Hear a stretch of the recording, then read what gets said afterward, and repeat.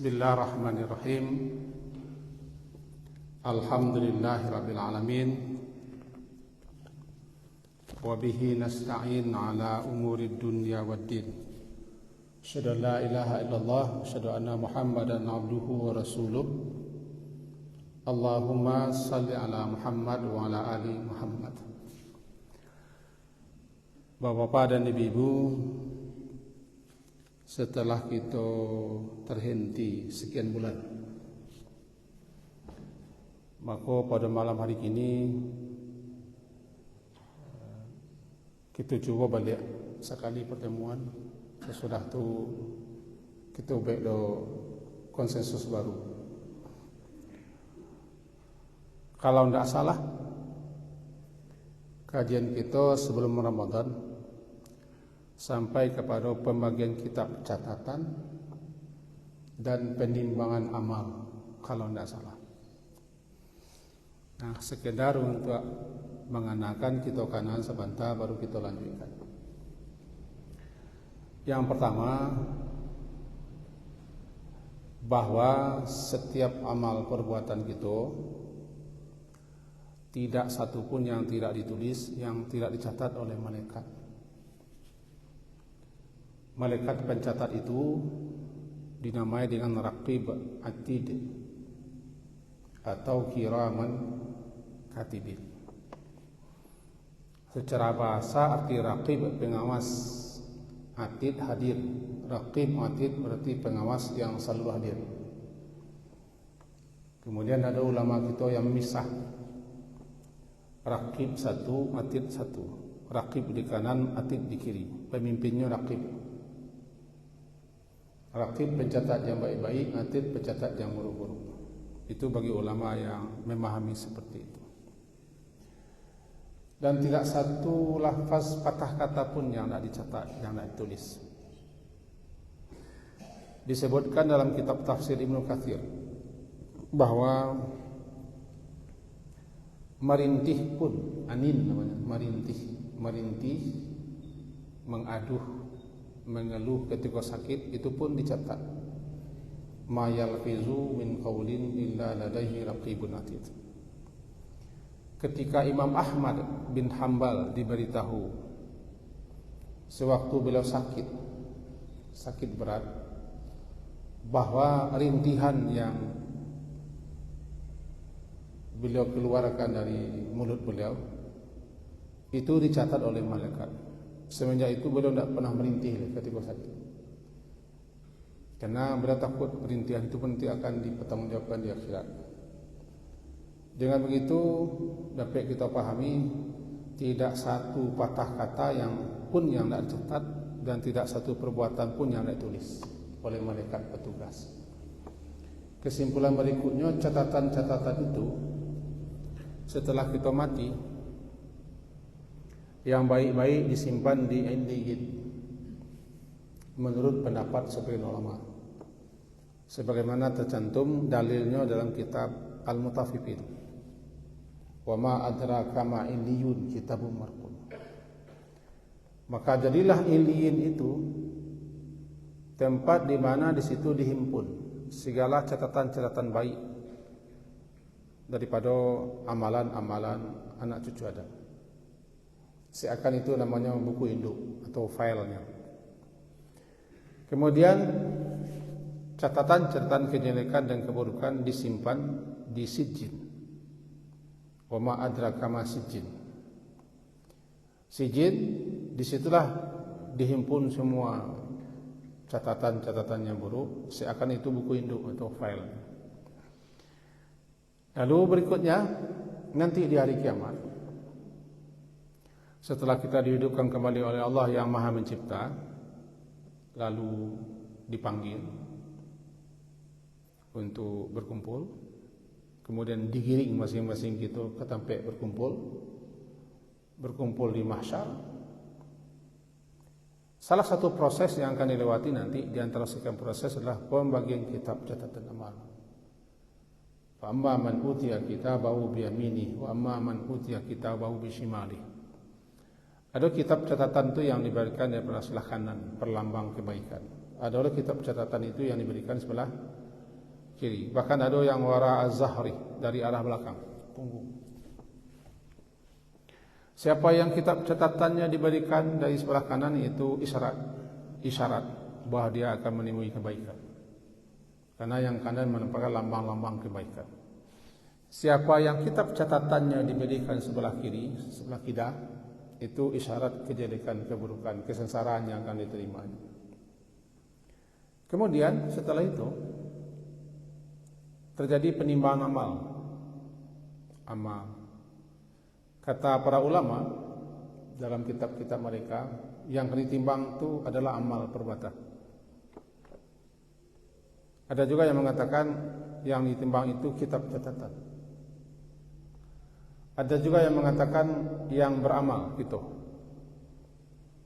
Lalu diambil kesimpulan oleh para ahli, ketiga-tiganya dipakai, bahwa kitab catatan ditimbang, amalan ditimbang, orang yang beramal ditimbang.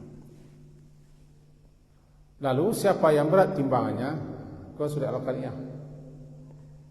Fa amma man taqulat mawazinuhu fahuwa fi isyatir radiyah. Wa amma man khaffat mawazinuhu fa ummuhu hawiyah. Dari situ kita barangkali melihat, kita tidak dituntut untuk mengkaji, memikirkan, menganalisa bagaimana bentuk timbangan, karena di luar nalar. Sebab yang gaib-gaib itu hanya dituntut kepada kita untuk meyakini, mengimani, mempercayai, bukan untuk menganalisa, mendiskusikan. Itu bedanya iman dengan ilmu. Kalau ilmu dianalisa, dikaji-kaji, dikunyah-kunyah. Kalau iman diyakini, dipercayai. Jadi salah satu yang menjadi termasuk kepada rukun iman kepada hari akhir adalah adanya nanti penimbangan amal. Timbang itu namanya mizan, alat yang dipakai untuk menimbang, untuk diketahui bobot, ukuran, volume, berat sesuatu. Namanya mizan, timbangan. Kalau mawazin, timbangan-timbangan. Berapa ukurannya? Nahnu la na'lam, wallahu a'lam. Kita tidak tahu, Allah yang lebih tahu. Di mata letaknya, Allah yang lebih tahu. Baban tu'e, baragadangnya, dari mata bu'e, Allah lebih tahu. Tapi yang pasti ada, karena tercantum dalam Quran. Salah satu ayat yang kita pelajari malam ini adalah surah Al-Mu'minun. Surat yang ke-23, halaman 348, ayat 102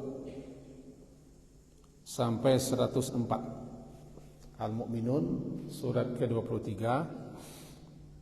halaman 348, ayat ke-102 sampai 104. A'udzu billahi minasyaitonir rajim. Faman thaqulat mawazinuhu faulaika humul muflihun. Wa man khaffat mawazinuhu faulaika alladziina khasiru anfusahum fi jahannama khalidun talfahu wujuhahumun nar wa hum fiha kalihun. Faman thaqulat, maka barang siapa yang sakulat berat, barang siapa yang berat mawazinuhu,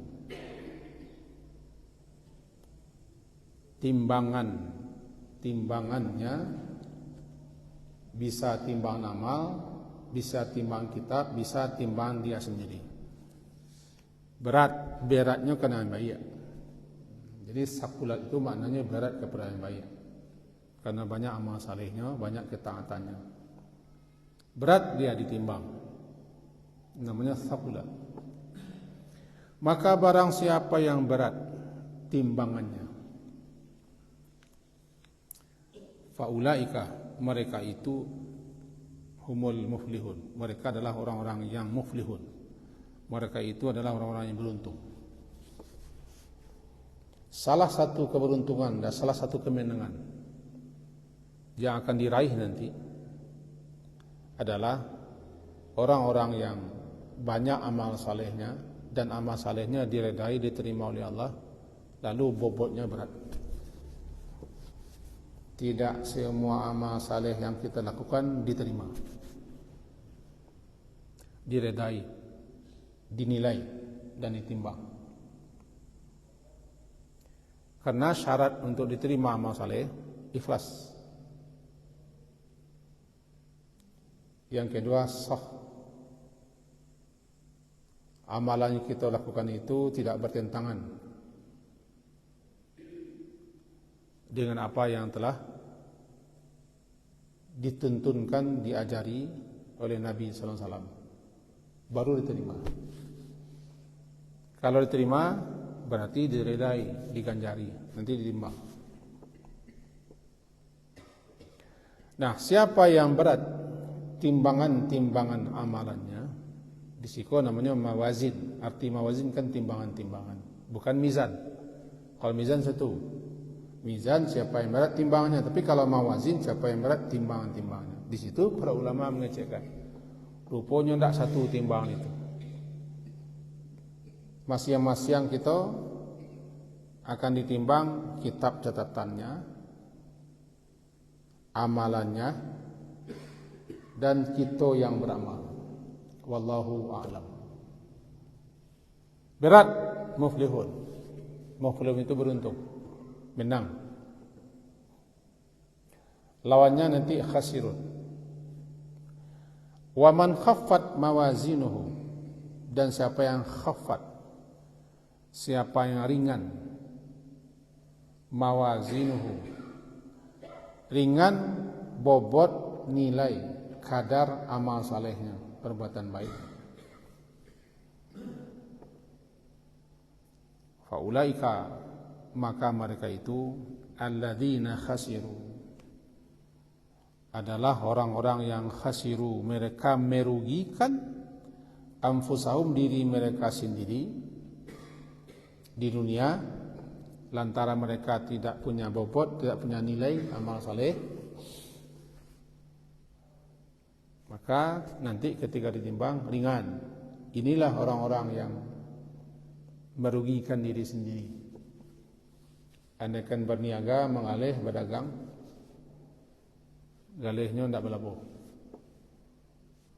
Hidup itu dunia itu bagaikan berdagang, berbisnis. Rugi dan labuh nanti dihitung di akhirat.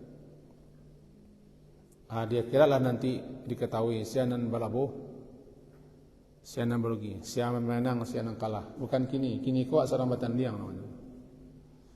Penentu kita kok sukses, berhasil, menang, beruntung nanti di akhirat ketika dihisab, ketika disidang, diadili. Kalau kini wak sarang main.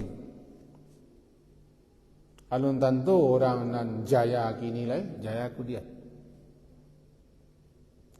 Nanti akan ada orang yang muflihun, tapi ada juga nanti orang yang khasirun. Salah satu orang-orang yang khasirun itulah orang yang ringan nilai timbang. Bahkan orang-orang yang tidak beriman kan banyak kebaikan-kebaikan itu. Bahasanya orang kepi, kalau bahasa ringannya orang non-muslim.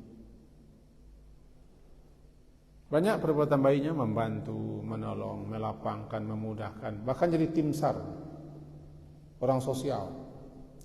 Tapi karena perbuatan baik mereka itu bukan didasari oleh iman.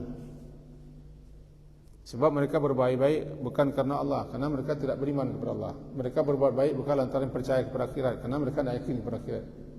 Tentu saja mereka berbuat baik adalah karena dunia. Bisa jadi kebiasaan, bisa jadi lingkungan atau bawaannya. Nah, ada nilai. Fala nuqimu lahum yaumal qiyamati wazna. Nanti tidak akan dinilai. Balik kita ke jika. Ulaika alladzina khasiru anfusahum. Mereka itulah orang-orang yang merugikan diri mereka sendiri, nanti mereka berada di Jahannam. Fi jahannama khalidun. Mereka akan ditempatkan di Jahannam. Kekal di situ. Andaikan muncul pertanyaan, seandainya sama balik timbangan, kita lah tahu orang yang sama balik timbangan akan ditempatkan di Al-A'raf. Bahkan salah satu nama surah yang ketujuh, surah Al-A'raf. Al-A'raf itu suatu tempat selepas Jahannam, sebelum surga, sampai ketinggian.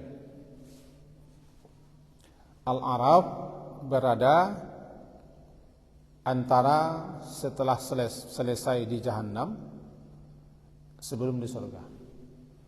Orang-orang yang sama bari timbangan kebaikan dan keburukannya, mereka berada di situ. Mereka selamat, tapi mereka tertahan di situ. Kita gambarkan sahangin. Sahangin kok salayang lah. Andaikan iko Jahannam, pijang kita lo ke Jahannam kan andai. Di atas Jahannam itu kan dibentangkan sirat jalan, titian sirat, taruh aku sirat di atas Jahannam.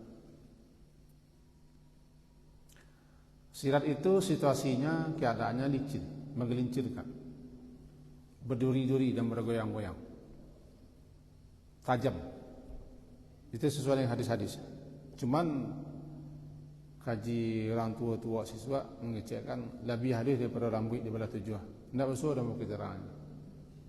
Barangkali gambaran betapa sulitnya untuk melewatinya. Sirat itu jalan hadang, sirat. Licin, menggelincirkan, bergoyang, berduri-duri, tajam. Di bawah sirat itu ada nanti namanya kalalib. Kalalib. Pengait-pengait. Pengait-pengait. Yang mengait orang. Seakan-akan dia punya pengertian, punya pikiran sendiri dan mengerti siapa yang akan dikaitnya. Mudah-mudahan kita tidak termasuk yang terkait. Untuk melewati sirat perlu cahaya, namanya nur. Cahaya. Sebagaimana tercantum dalam surat Tahrim ayat 8. Juga tercantum dalam surat Al-Hadid ayat 2-3. Yauma taral mu'minina yas'a nuruhum baina aydihim wa baina aydihim yas'a nuruhum baina aydihim wa bi aymanihim. Nanti akan beredar cahaya orang mukmin. Cahaya itu ada orang yang cahayanya seluas gunung. Kalau cahaya lampu masaji seluas masaji. Nanti ada yang cahayanya seluas gunung. Ada yang cahayanya setinggi 3, ada yang cahayanya sebesar empu jari. Tergantung amal saleh. Ini cahaya itu akan dibagikan sebelum lintas sirat. Kenapa perlu cahaya? Jahannam itu gelap. Gelap, sangat gelap. Cahaya itulah yang betul. Jika nanti dalam penafsiran surah Al-Hadid ayat 2-3 boleh ketemu. Maka ada yang secepat kilat, ada yang sekencang angin, ada yang sekecang kuda berlari, ada yang berjalan, ada yang tertetih, ada yang jatuh bangun, ada yang dikait ke bawah. Ada yang dikait ke bawah, tak kait jatuh. Ada yang merangkak, ada yang tiba-tiba baru saja berjalan jatuh, sebab cahayanya padam. Rabbana atmim lana nurana. Surah Tahrim ayat 8. Orang yang selamat sampai ke seberang, orang yang selamat sampai ke seberang adalah orang yang berat timbangan itu. Muflihun, beruntungnya sampai ke seberang. Bahkan orang yang sama barik timbangnya tetap selamat sampai ke seberang, lewat jahanam. Cuman kita kat dah rapik lah muku-muku tu, nama balik timbang awak. Pak ibu kan bisa muku-muku dah. Muku-muku agak-agak kira nama balik timbang elok yang buruk. Nan buruk-buruk, nan dosa-dosa, nan melanggar sama sewa bisa dikurangi dengan minta ampun, istighfar. Amal-amal saleh, perbuatan baik itu pengurang-urangi. Amal saleh, perbuatan baik, istighfar, taubat bisa mengurangi bobot nan buruk-buruk. Namanya mengurangi beban. Karena dosa itu beban barik yang dipikul. Banyak taubat. Setiap hari kita harus taubat, setiap hari kita harus istighfar. Karena setiap hari itu kita bersalah. Kalau ada minta bersalah, sari ceko, tolong ke tangan, bagi hadiah ayah. Kopi. Kalau ada di antara kita yang tak bersalah saja cukup bagi sampai kini kah bagi hadiah. Kau ameh sama. Mau tak berani mengaku tak salah dah. Mau ke tangan. Berarti setiap hari kita kumua. Kita berdosa. Kita bababan, dosa itu baban. Apa usai babannya? Istighfar, taubat, amal saleh, ketaatan. Kini kau sedang usai baban, usai dosa. Amal saleh usai dosa. Duduk di musaji menangan ayat-ayat. Satu salat jamaah itu pengurang-urangi dosa. Nah, kini kau pahala pun bisa dikurangi. Pahala bisa berkurang. Bakalah pahala itu berkurang. Apa bakal pahala? Dangki. Dangki itu bahasa kami kata ebek. Agau PB PB. Siko? Zamu kami kata. Di kepala kuto. Iri, ebek, dangki, bingi. Itu pengurangan dosa, pengurangan pahala. Kalau amal saleh, pengurangan dosa. Kalau pengurangan pahala, ebek. Gunjiang gundira, mahasuang, memfitnah, menzalimi, banyak pengurangan pahala.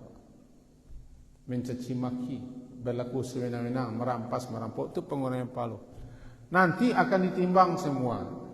Barik keadaan bayar. Atau semua barik selamat sampai ke Sebarang. Tiba di Sebarang, nama nan sama barik timbangnya ditahan di Al-A'raf. Taruhlah sinan Al-A'raf ditahan. Al-A'raf itu tempat ketinggian. Di situ berada orang-orang nan sama barik timbangnya, nya bisa mencari orang di neraka, bisa mencari orang ke surga. Wa nada ashabul a'raf, surah Al-A'raf. Nanti ketemu dalam ayat 89 91. Lalu orang nanlah selesai tiba di Sebarang, tidak otomatis masuk jannah, tidak otomatis masuk surga, ditahanlah dulu, namanya di Qantarah. Qantarah. Qaf, nun, ta, ra, ta marbutah. Qantarah. Anang Qantarah, jembatan antara surga dan neraka. Di Qantarah itulah orang-orang yang akan masuk surga ditahan untuk dihabisi semua yang masih tergulia-gulia. Namanya gil. Wa naza'na ma fi sudurihim min gillin. Surah Al-A'raf ayat 43. Kami cabut, kami tanggalkan segala apa yang terdapat di dada mereka berupa gil, dan tergurih-gurih, dan kumuh-kumuh, dangki, bingi, kesumat, dan masih siso-siso. Ya biar sini. Sebab tidak boleh masuk surga kalau masih kumuh. Dihabiskan di Qantarah. Kemudian diperintahkan mereka untuk membersihkan diri di sungai pintu surga. Begitu komentar Imam Al-Hafiz Ibnu Katsir dalam kitabnya. Nah, mandi di sungai-sungai, lalu mereka bersih. Bersih hati, bersih badan. Maka berubahlah wajah-wajah mereka dengan menjadi muda masuk surga. Nah, balik kita ke pengkah tentang timbangan tadi. Di mana ditimbang amalan? Nah, itulah. Ditimbang amalan di mahsyar. Di mahsyar. Mahsyar sampai berkumpul. Kaji kita nelampau, kita kan dikumpul sadolah di mahsyar. Sampai kini ambo alun dape lah ilmu, baik dari guru-guru ataupun dari bahan-bahan bacaan, ataupun mananga daripada ustaz-ustaz kita yang mulia. Kita ko bilo mulai babaju, ndak dapat lah ulun basuh dan keterangan. Cuma kalau penapik banyak, tapi pasti dalilnya ndak tahu. Kita sabalunnya kan telanjang. Buhman namanya. Buhman tidak pakai apa-apa dan tidak bawa apa-apa, namanya buhman, buhman. Tidak pakai apa-apa dan tidak membawa apa-apa dan tidak apa-apa. Tidak siapa-siapa gitu. Buhman. Bilo kolah ko masuk di musukunya kapan gerangan. Kayak itu bahasa. Kapan gerangan kita dikasih pakaian balik? Wallahu a'lam. Belum ketemu oleh dalil yang sahih. Nah, apakah ketika nanti penimbangan amal kita laba baju, kita laba pakaian pun tidak tahu. Tapi sejauh apa yang kita pelajari, sehabis kita dibangkitkan dalam keadaan bertelanjang bulat, dihidupkan, jasad baru kita kan diciptakan tanpa berbaju, polos. Lalu diciptakan jasad baru, diperintahkan ruh-ruh masuk ke dalam hidup dalam keadaan tidak berpakaian. Lalu dipanggil untuk berkumpul dalam keadaan masih seperti itu. Matahari 1 mil, sangat panas, tidak ada naungan, dikumpulkan. Besar dugaan dan apa yang mau pahami, sebelum disidang kita telah dikasih pakaian. Sebelum disidang, sebelum diadili, kita telah dikasih pakaian dalam berpakaian mania. Tapi kau wallahu a'lam, kau sejauh apa yang mau pahami. Nah, ketika penimbangan amal, apakah kita lah berbaju atau alun? Kalau menurut pemahaman itu kita lah berpakaian. Bagaimana keadaan kita ditimbang? Iyalah, dan ditimbang pertama dikumpulkan kitab, andaikan kitab, andaikan kau kitab. Tapi kita tidak bisa lo menduga-duga kitab itu apa bentuknya. Kita kan tidak bisa mengira-ngira. Kini kecanggihan ilmu pengetahuan, kitab tidak ikut dah. Bahkan ustaz-ustaz, guru-guru kita lama bawa barang-barang ketik, saya ketik meja. Nak laku bukunya nih. Cukup pagi mencari ustaz Pak mengaji siko di tayang Pak Imam. Pakai laptop beliau ngaji tafsir. Ambo nama si totoknya. Masih toto, masih bawa kitab-kitab. Jadi yang bawa toto lah, orang yang gatek lah, gagal teknologi. Nah, nanti dalam situasi itu, kitab catatan kita tidak tahu sama sekali apakah berbentuk memori chip. Kalau kini kan lalu kok di FB yang mau saja, di Android yang mau saja kecil tapi 500 gigabit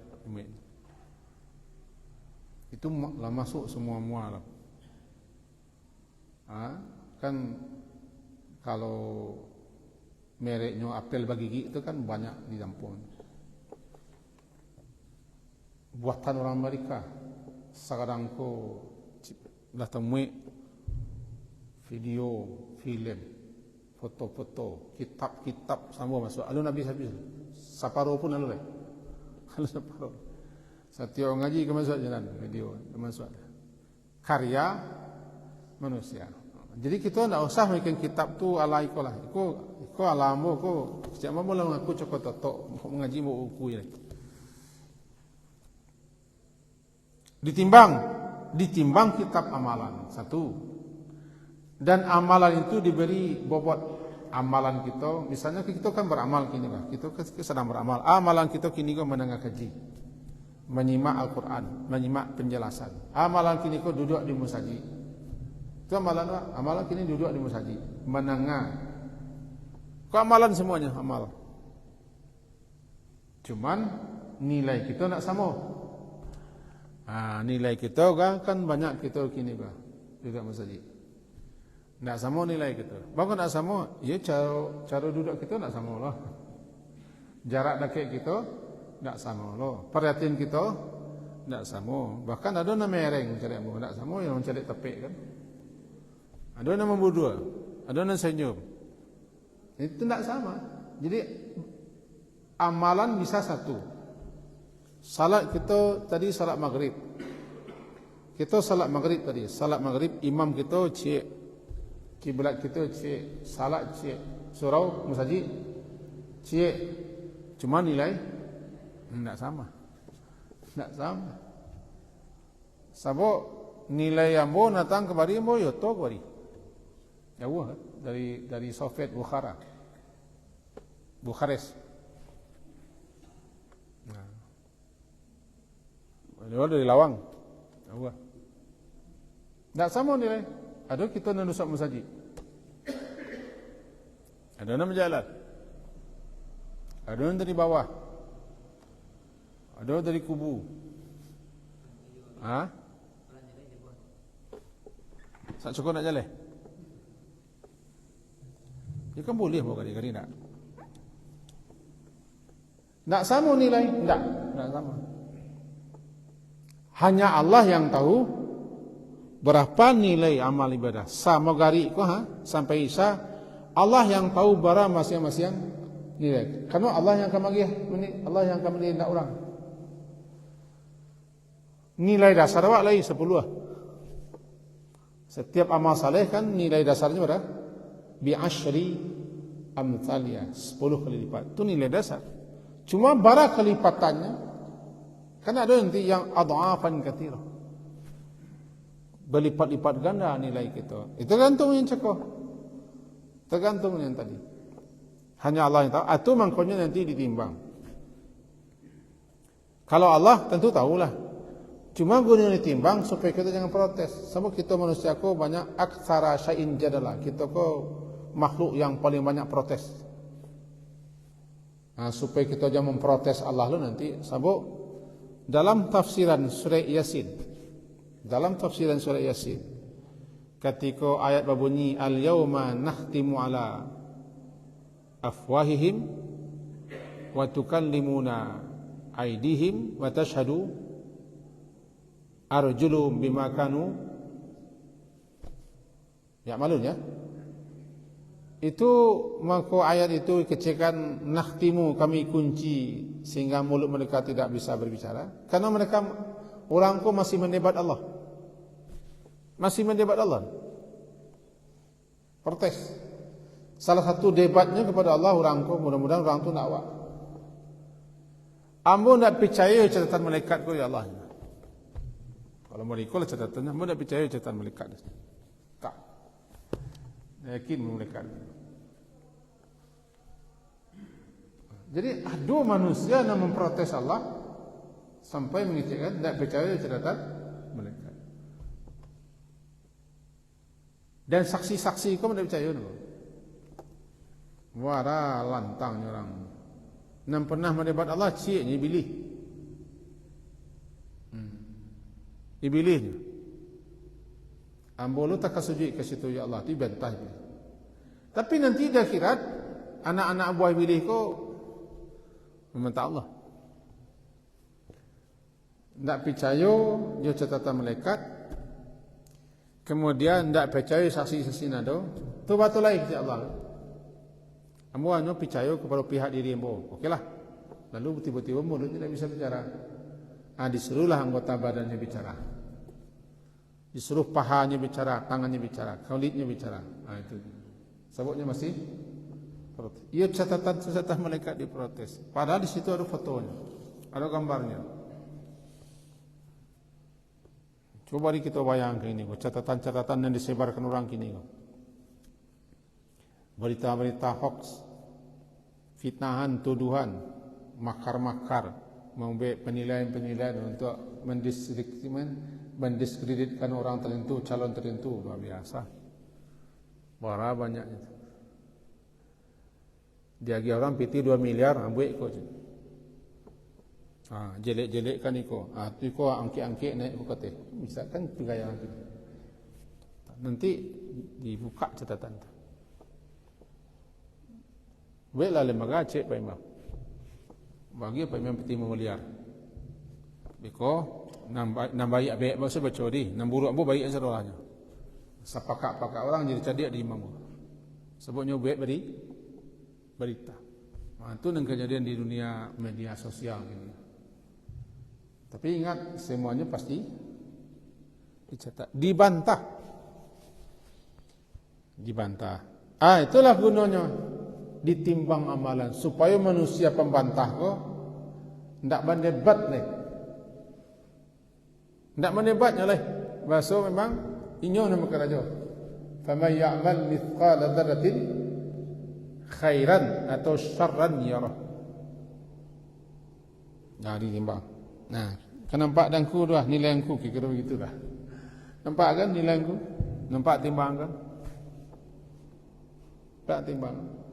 Sehingga dikatakan dalam ayat gini. Bahwa kau boleh dicari, boleh tidak. Disebutkan dalam surah Al-Anbiya. Al-Anbiya itu surah ke-21. Surah ke-21 ayat 47. Dia membacakan ayat ini. Wa nad'ul mawazinal qista. Kami pasang timbangan keadilan. Wa nad'ul mawazinal qista. Kami pasang timbang keadilan. Liyaumil qiyamah, pada hari kiamat, fala tuzlamu nafsun syai'a. Sedikit pun manusia, seseorang tidak akan dizalimi. Tidak ada yang dicurangi. Kita cari penjelasan ulama apa maksud fala tuzlamu nafsun syai'a. Artinya adalah jika dia berbuat jelek, berbuat dosa, berbuat maksiat, berbuat kesalahan, tidak akan dilebihkan balasannya dan tidak akan dilebihkan berat timbang amalnya. Fala tuzlamu nafsun syai'a. Contohnya si A kah, nyo baik buruk, ketika timbang nanti tidak akan ditambah balasan buruknya. Nyo ditimbang sesuai dengan amalnya. Tidak akan dizalimi, tidak akan dicurangi, tidak akan ditipu. Wala yazlimu rabbuka ahada. Tuhanmu tidak akan menzalimi siapapun juga. Tidak akan dicurangi. Ifala tuzlamu syai'a wa in kana mithqala habatin min khardal. Andaikan dia pernah melagajokan suatu perbuatan seberat bija sawi, bija sawi, bin khardal, bija sawi. Ataina biha, kami datangkan, kami timbang, dan kami berikan balasannya. Wa kafa bina hasibin, cukuplah kami akan memperhitungkannya, kata Allah. Surah Al-Anbiya surat ke-21 ayat 47. Jadi ketika ditimbang cukup tidak ada yang dicurangi. Untuk itu kalau beramal jangan beretong mana ya Allah. Terlebih-lebih seketik beramal biasalah. Kenapa? Tidak ada yang akan dicurangi, tidak ada yang akan dirugi, tidak ada yang akan dikecuh. Bahkan amalan baik dilipat gandakan, sementara amalan jelek tidak akan dilebihkan balasannya daripada kejelekan. Satu berbanding satu. Kategori amal. Ketika itulah kita manusia tahu bara bobot, bara berat, bara kadar. Tapi kita tak tahu juga bara bobot. Contoh, dalam kitab Fiqhul Adiyah wal Azkar jilid 1. Mau sabain kitabnya supaya jadi dasar. Jilid 1. Juga kita rujuk dalam kitab-kitab hadis dan syarahannya. Intinya begini. Nah, ketika nanti di hari kiamat didatangkan satu orang, seorang hamba Allah. Lalu dibentangkan catatan kesalahannya semua. Semua catatan kesalahannya dibentangkan, dihamparkan di bentang. Satu catatan kesalahan sejauh mata memandang. Berarti catatan tu isinya kok begini sejauh mata memandang. Ada 99 catatan kesalahan. Cobalah catat kesalahan satu hari. Menambah sendiri mencatat lah. Satu hari catat kesalahan tu memang panjang dah. Cuman biarlah malaikat sana mencatat. Biasalah malaikat mencatat. 99 catatan kesalahan dosa, satu catatan kesalahan sejauh mata memandang. Ditimbang. Diakui semuanya oleh orangku. Intinya, ada yang kau sangkal? Enggak ya Allah. Semuanya yang kau berbuat? Ya, mengaku saja. Sebab fotonya ada, filmnya ada, buktinya ada. Enggak bisa bantah. Ya Allah. Ada yang kau bantah? Enggak. Yang kau akui? Ya. Makanya lah berputus asa. Lah nanti pikir ini mas pasti nanti kena azab di neraka. Ketikanya berpaling dipanggil balik. Engkau masih punya satu hal yang belum lagi ditimbang. Dikeluarkan bitaqah. Ada kartu model kartu penduduk ATM, kartu anggota itu namanya bitaqah.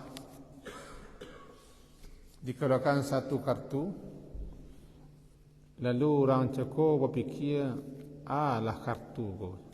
Kebadan lah balik kartu ko. Bila ditimbang dengan 99 catatan dosa-dosa, satu catatan saja mata memandang. Di situ tertulis La ilaha illallah di kartu itu. Lalu diletakkan di timbangan. Timbang. Ikut 99 catatan kesalahan. Dosa-dosa. Satu kesalahan catatannya sejauh mata memandang. Cek kartu. Balik ke kartu ko. Balik bobot. Berarti tidak bisa kita nilai-nilai bobot timbangan. Satu la ilaha illallah yang Allah terima dan Allah redai mengalahkan 99 catatan kesalahan dan dosa-dosa. Satu catatan saja mata memandang. Jika ucapan la ilaha illallah kita tu terima, cuma mana nak tahu lah. Assalamualaikum kita membaca la ilaha illallah apa kalau diterima pun tak. Kata ulama, ada dulu 7 syarat makanya diterima pengakuan la ilaha illallah seseorang. Ini tak setiap kita menggeleng-geleng pun terima la illallah